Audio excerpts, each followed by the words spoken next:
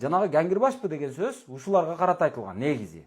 Себеби жанагы чыкпаган эле сууну чыкты кылып, баягы шестернага сууну толтуруп алып, арабтардын көзүн оюп, сууну ошол жерден баягы толтурулган сууну чыгарып, сүрөткө түшүп, видеого түшүп, лентаны кестирип жөнөтүрген кишилер мына ушулар өзү.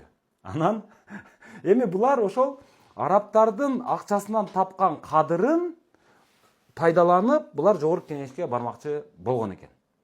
Каттабай коюптур, туура кылыптыр. Бирок мен дагы эле түшүнбөгөнүм ушул. Ал жакта эмне бар анчалык ширин?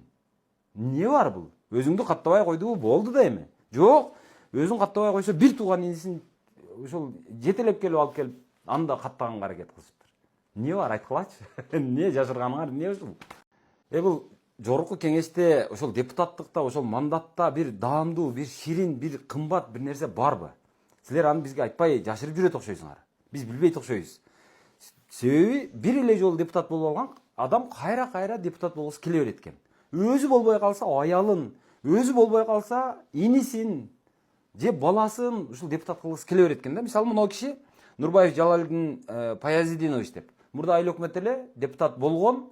Мынау шайлоодо борбордук шайлоо комиссиясы сенин соттуулугуң бар экен, мурда наркотик ташып жүргөн экенсиң деп бул кишини каттабай койду. Каттабай койсо бул киши дароо алып келип туруп мына Нурбаев Мирлан Паязидинович деген бир тууган инисин каттоого аракет кылыптыр. Бирок муну дагы каттатпай коюптур, себеби бул диний ишмердүүлүк менен алектенет.